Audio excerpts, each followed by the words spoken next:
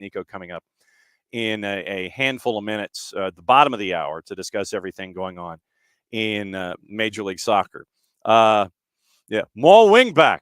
Exactly. Will says he pictures last night as Matt Foley motivational speaker. Tables Miami, where the rest of the cast trying to hide laughing, and the boys are Matt Foley and Chris Farley. Doing all of this. He's doing that. Matt Foley, motivational speaker. That's last night. That's what you're hoping for on Sunday. All right. It is that time. It is, well, I filibustered at least for a minute. And with the school year out, I don't think that Kaler has to hide. He doesn't have to hide all over the place. Did I get that accurate, Kaler? It depends where my cats are. I'm hiding from them. No. We approve of pet cameos. There's nothing wrong with Well, that. there's nothing wrong with the pet cameo. His issue is that he likes to chew on the wire and thus making it not possible to talk to you. So, yes, no. The lack of broadcasting capabilities would be an issue, and then especially if you had a cat getting shocked on the air live. I mean, obviously it would then be. I'm the bad guy. I'm the bad guy at that point. Why are you the bad guy at that point if the wires are out there and the cat is the one that ends up chewing on them? Why? Well, because I should have had control over the cat. Then suddenly I'm the one. I mean, wasn't there not as bad as like kicking the cat like the one guy from the Premier League, but I mean, small bubble. Yeah. So I mean, I understand. I understand where you're coming from. I don't think you're the bad guy in this case. No. It is that time where we welcome you and all of the folks from at the USL show in, since it's the last Thursday of the month, to go over what has happened in the last 30 days in Championship and League One and Jägermeister. Do you have a Jägermeister Cup anywhere in the at the USL show offices to represent what's going on in League One? By the way, Not yet, but I have been doing online shopping and considering. Okay. Just checking, and we'll get into that a little bit because you literally have to have two separate ways of keeping track of things in USL League One because of the Jägermeister Cup, which I don't know if it's a shot glass or if it's like an actual coffee mug or something. Plus the If it's a coffee mug of Jägermeister, they're not playing a game. well, then well, as long as maybe it's a little Irish coffee with some Jaeger and then different kind of Jaeger bomb or something. I don't know. But I give USL League One credit for finding a title sponsor for this thing and just absolutely running with it and all the puns that you can come up with. I mean, their hashtag being a shot of glory is incredible. Oh, goodness. So USL Championship, we'll start with the Open Cup discussion. Sure. We still have a couple of teams that are active. The West, I think, goes through Sacramento, and I don't know if it's because of Sacramento on the map being where Sacramento is on the map, but how many folks are kind of poo-pooing Sacramento going, oh, I don't know, man. But everything goes through Sacramento, and Sacramento, you've really got to pay attention to the Republic. Yeah, the biggest thing for Sacramento that they're going to have to I think that they're going to have to traverse is the injuries to Russell Cicerone and Roro Lopez. Roro is going to be out for the season. Russell's going to be out for about 10, 12 weeks. And that's a big blow, especially with Roro, Rodrigo Lopez, who, is out with a torn ACL. He is very much the emotional leader out there. And honestly, one of the emotional leaders of just the USL entirely. If you were following along what's going on with his son, Roman, it's stuff to just real tearjerker stuff. And it really breaks your heart. That said, it almost feels like that could be a motivational point, right? I'm just going to speak to your audience a little bit. Think about the 2021 Atlanta Braves when Ronald Acuna goes down. Yep. Right. And the 2023 Atlanta Braves when Ronald Acuna goes down. Yeah, well. But as soon as Acuna goes down, the team rallied around him and they win a championship. And it almost feels like maybe that could happen in Sacramento as well. In the end, every MLS team is going to have to go through the den of the indomitable, and you don't go there and win.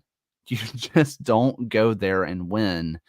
When Sacramento are really turning the screws, much like Louisville City, if they are turning the screws like they can, I think they could beat any team in the United States at any level.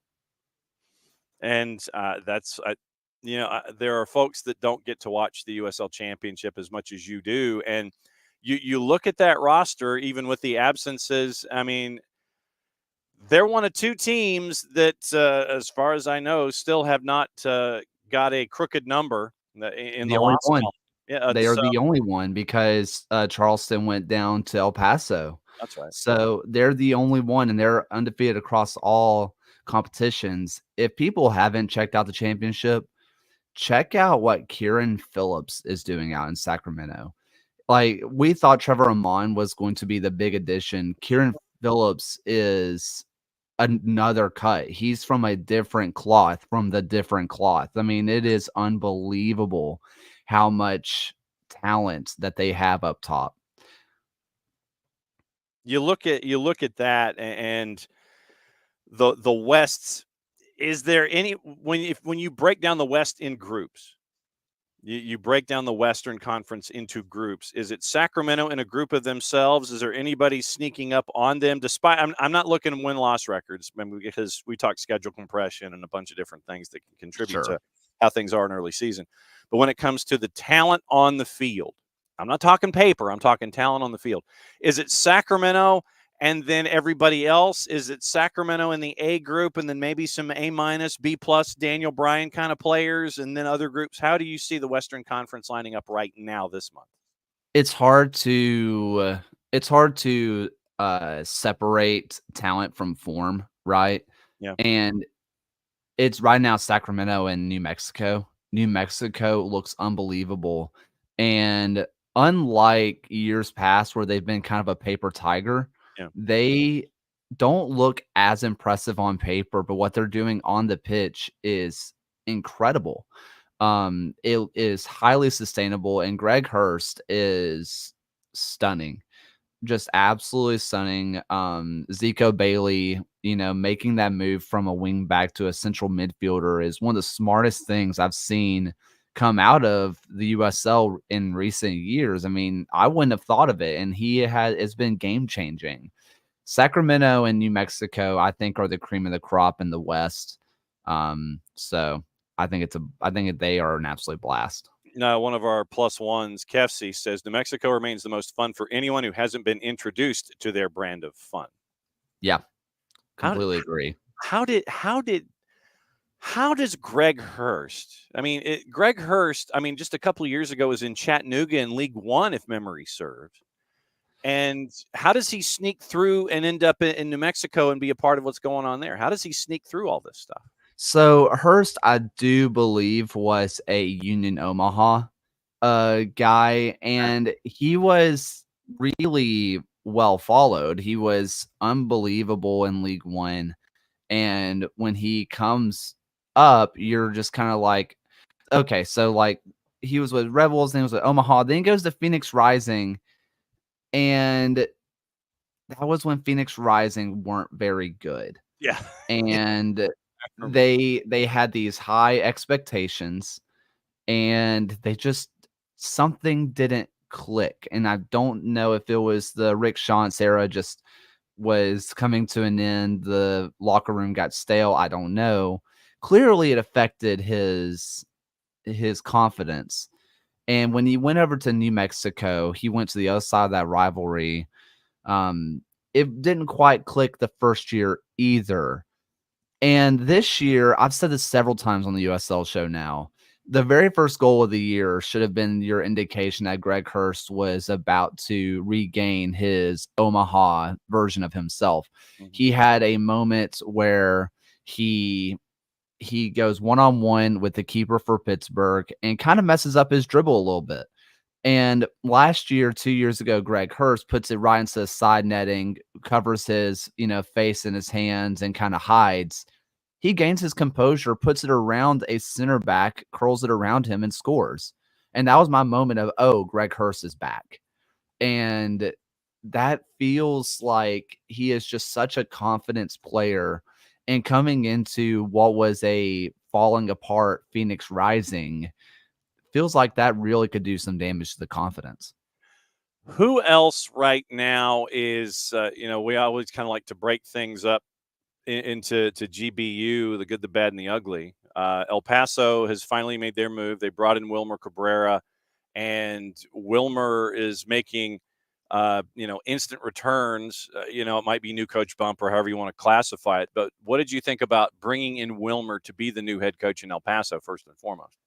Funny thing about the new coach bump, Ryan Allen from the USL show mentioned it. The last 9 sackings in the USL championship have Mhm. not resulted in a win or a draw. Huh. He is the first one in 9 sackings to actually get it. Granted, it comes with a red card, but it's still at Chattanooga. Yeah. I'm so sorry, Charleston. Yeah. Which is very impressive. I think I poo-pooed the Wilmer Cabrera era, if you will, because his time at Rio Grande Valley was weird. He couldn't focus in on a system. He would have something that worked really well, the 4-2-4 highly pressing system, and then you would be like, yes, that is it. They are going to be a competitive team. The very next week they would go, 5 at the back and be as negative as can be. And it was like, what's going on here? Meanwhile, with Brian Clairau, he stuck to his 3-man back line for too long, and it was horrid to watch. Just tried to force it and didn't work.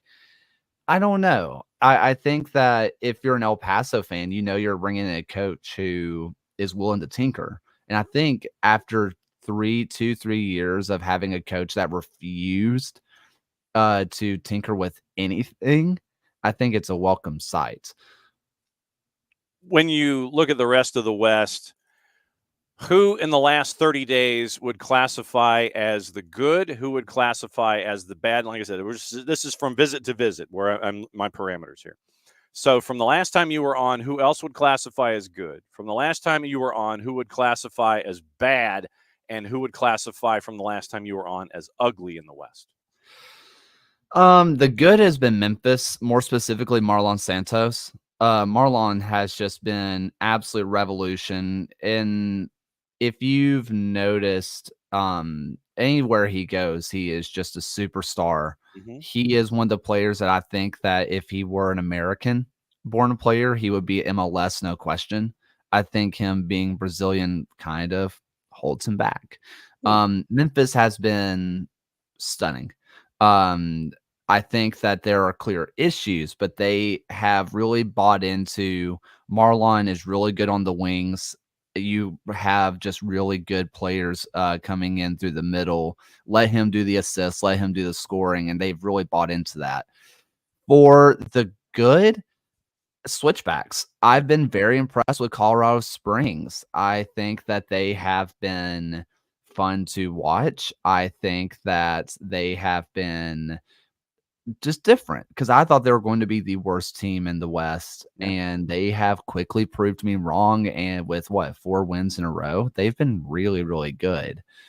The bad Monterey Bay, I still believe in the players that they have on the field. It feels more like a complete roster than years past, but Yeah. I don't really know why it's not working right now, despite getting a draw against Charlotte. Charlotte, my goodness, I do it again.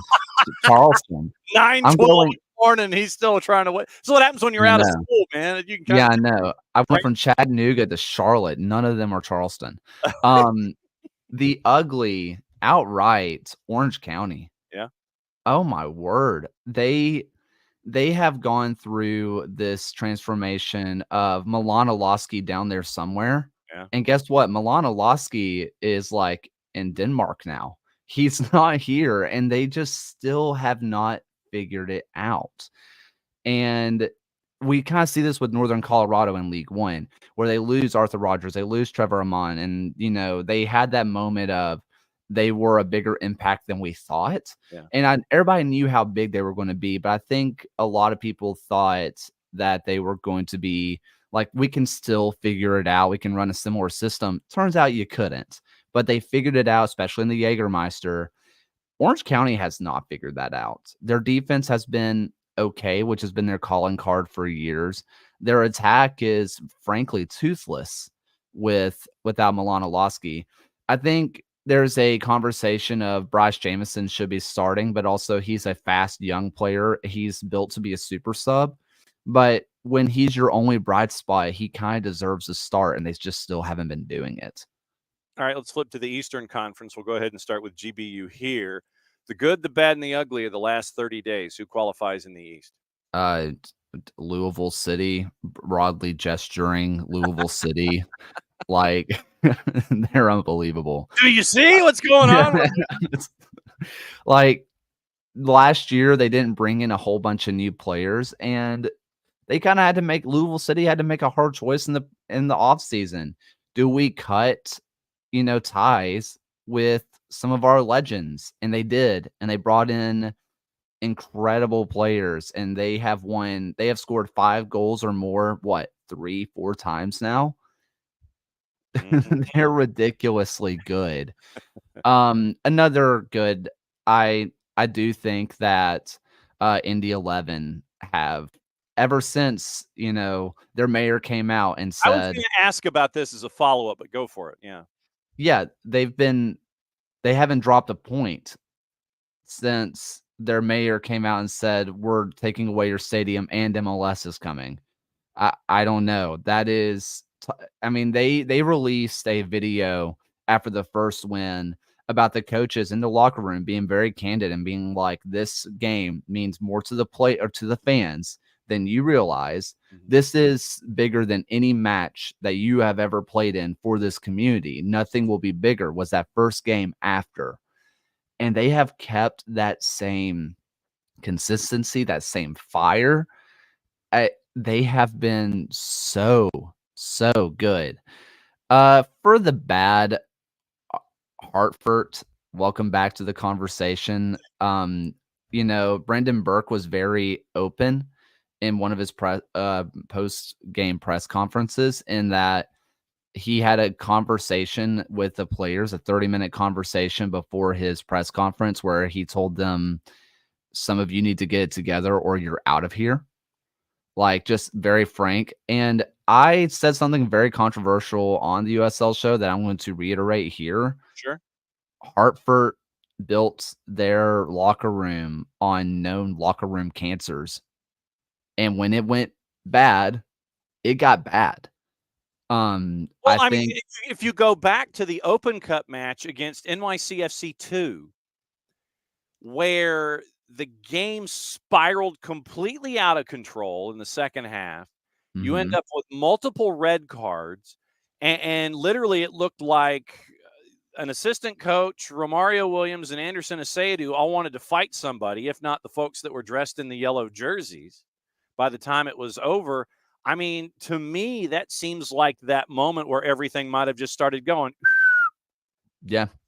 And I mean, they built their locker room on people who are known issues. They're great talents, but they're known issues around the league.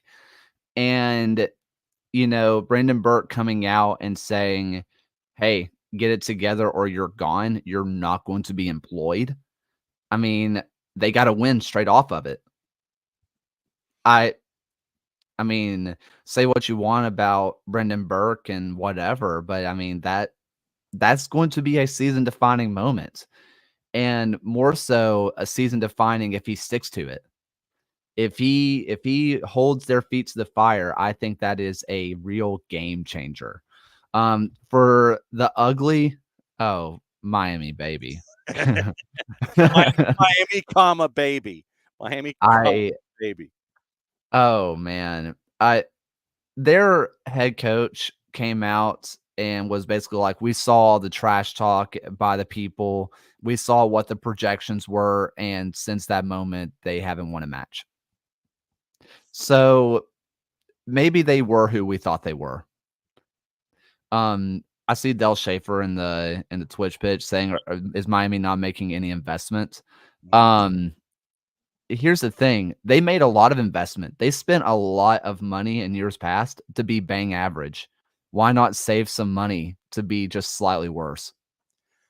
What does your gut tell you about what's going to happen in Indy?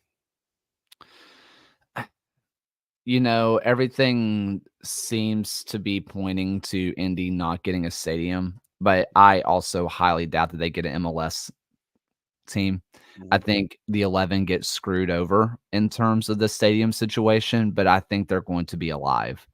I don't think that MLS is coming. I think when you are looking at how loaded of an area the Midwest is between your Columbus, your Cincinnati, your Indianapolis, Mhm. I don't think it's happening. I do think that the stadium situation, I just don't see it happening at their current location. Now, they may find somewhere else to go, but I think the current iteration of their stadium situation is just kind of dead in the water. Because we all associate Indy 11 playing at the Mike, and then they came out with the proposal of having their own facility. And now, for those that don't know, the mayor's come out and said, "Yeah, we want Major League Soccer," and that was kind of news to the rest of the soccer community that's attached to Indy 11 there in Indianapolis. And so now there's this big push about having a new stadium and Major League Soccer. And I'd love to know who's going to cut the check for being the owner there. I've heard nothing of any sort about any kind of an owner for Major League Soccer in Indianapolis. Just the mayor sitting there saying we're going to build this new shiny thing and try and court Major League Soccer. That sounds kind of almost cart before the horsey kind of a deal. But Yep. I've heard nothing about any kind of ownership interest. Like I said, it might be the Colts. Who knows? But what we've seen with Indy 11 at the Mike, I guess probably the best way that I can phrase it is what Jonathan is phrasing in the Twitch pitch. He says they're making a statement of defiance every time they take the pitch, and I've never been prouder to be a fan of Yeah. Brent. I'm guessing, taking Jonathan's word, this is a season of defiance by Indy 11. Yeah. I mean, like I mentioned, they had that video where the coaches were like, this season means more to the fans than to you. Mm-hmm. Like, that's an important thing because the pro rel, oh, I brought it up. It can't go more than a day without bringing it up. We got a gong somewhere that we hit every Yeah, time it gets mentioned. but with no pro rel, Yeah. what is the community really trying to get behind? Obviously, championships. But one thing that will bring a community together, especially with a team that's been around for 11 years, is the threat of killing their club, Mm-hmm. right? Yeah. San Diego were selling out their stadium after they announced that they weren't going to be around the next year. That kind of stuff matters. And when their mayor comes out on Indy 11's birthday, like the day of their inception, Wow. and said, "We're bringing MLS here on the day into that shiny new stadium that we're building for the 11 on the day of their inception." Yeah. That's the biggest screw you to the fans that you could imagine. And it's not just that, it's also the women's side.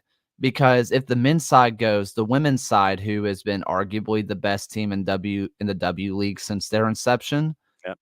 they're dead too. I just I don't Mm. know, man. I think that it's going to be I think Indy 11 have a chip on their shoulder, and the club knows it, the players know it, the fans know it, the ownership knows it, and they are all on the same page. And how many teams across world soccer can you imagine are in complete lockstep with each other? Usually somebody's not there with them, ownership, players, club, fans. Indy 11 are holistically together, and I think that's huge. When you look at Louisville and Detroit City, that happened, that was the early Mhm. game last night. Why do you think Danny Cruz isn't getting looks in Major League Soccer? Why isn't any of the club coaches in the USL getting a real look at? I said it a couple of weeks ago. Mhm. I will be throw my hands up. I know very little about MLS. Right. I kinda know what people say about teams. I don't follow MLS. It's just not interesting to me. But I thought with the way that the roster was constructed that Nashville was built for Bob Lilly. They are a team with a lot of defensive pieces with a bona fide superstar striker. That feels like Bob Lilly. That feels like the definition of Lily ball. I doubt he got a phone call. Danny Cruz, I think Danny Cruz is getting hurt by the fact that Lou City has always been good. I think a lot of people would sit there and say anybody would do well in Lou City. Look at the players they have. but I also think that Danny Cruz is top 3 coach in the league. There were people in Louisville who were calling for Danny Cruz to be fired a couple years ago because they didn't think he was good as Hackworth, but I thought he was incredible. I I just think that there's just a disrespect there. So Detroit City, they have 2 matches in hand. They got thumped last night, and it was a 5-1 loss Yeah. for Lou City. They got a couple of matches in hand. They can get some things done. They can, they can work their way out of the jam that they're in. And I say jam with 2 matches, if not 3 in hand, and they're smack dab in the middle of the playoff picture. What did you think about their new proposal about leaving Keyworth and taking over the property that has been dormant for I think Detroit Southwest Hospital? What did you think about that announcement? I love it, man. I absolutely love it. Keyworth. Now, I was corrected in our Twitch pitch on the USL show. I thought Keyworth had been there a long time. Apparently, they had a stadium before that. Before they went to Keyworth, I didn't know that. So they have outgrown a lot of places. And in the end, Detroit needs to own their own ground. They don't own Keyworth Stadium. They are still having to lease it. They are still like secondary leasing. So if something comes up, they get bumped out. Mm-hmm. They need to own their own place, and where they've done it, where they have bought the land. And I think that's a key figure for me, that they said Detroit City bought the land. The city of Detroit did not buy the land. Detroit City bought that land. And I think that is a real sign of what they are intending to do. They are still sticking with their morals and putting it in the heart of Detroit. They are really, really just sticking to what they do best. I love it. I think that Detroit City can sell 14,000 easily, especially with what they've been doing at Keyworth. If they got to downtown Detroit, I think more people will come. Shiny new stadium. Plus, Detroit City, while they did get thumped 5-1 last night, it was also to lose City, wash it away. It didn't happen. They're a fun brand to watch right now. And I think that people would go there and have an absolute blast. Yeah, doing my quick cursory research while we were talking about it, they started their NPSL days at Cass Tech, one of the big high schools in the area, and they would pull in Cass Tech. I think their top end attendance figure was just under 3,400. Then in 2016, they make this big drive, and the fans come together and pool up about $740,000 to buy Keyworth and renovate the space into what it is now. But as growth has continued there in Detroit City, I think, to your point, I think they're to that next stage where you can't really expand Keyworth because it's basically in a subdivision and it's paired up against railroad tracks. So you've got to find your own space. Yes, it is. And I saw the media reports out of Detroit where, yes, it would be a big loss for the city of Hamtramck and everything that they've done. But I think that as Detroit City continues to grow, this seems like the next logical step in buying your own yard, buying your own space, creating it however you want to do so to take that next step in USL Championship. I do know that Hamtramck people are a little like, what's going to happen, basically, but also think they came in and made investments. They left the place better than they found it, which, if you're looking at someone who's trying to be a true community football club, that's all you can ask for. And Detroit City has done it masterfully. All right, last question for you before you get out of here, to make sure that the cat isn't munching on any of your audio cables. What's going on there at the USL Show HQ in Birmingham Legion? Before I ask about what's going on the show, what's going on with the Legion, who are smack dab in the middle of the East? They have gone through a tactics change, and it's worked really, really well. I think that the team is starting to kind of find their own. I think that, when I talked to Ben Pierman after the Charleston game, he said that before their Open Cup match versus Atlanta, Birmingham was the one team he didn't want to play because they are just a grinding group and they are just full effort all the time. I think that has shown very well. I think their move to the 4-3-3 has been a revolution.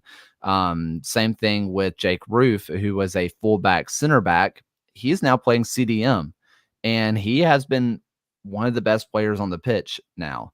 And I've always been a massive Jake Roof fan, so a little biased. But Well, okay, so what happened with Jake Roof and that tete-a-tete on the touchline a couple matches ago? What was going on? so Juan Herrera and Jake Roof, they had been kind of going at it all night long. The ref gave early yellow cards and thought that'll teach them, and then didn't hand out another yellow card for the full game. So nobody knew where the actual line in the sand was, Right. because things that were yellows before were no longer yellows. So a whole lot of frustrations were building up. Jake Roof went to go in on a tackle, rolled on the ball, rolled up on Herrera.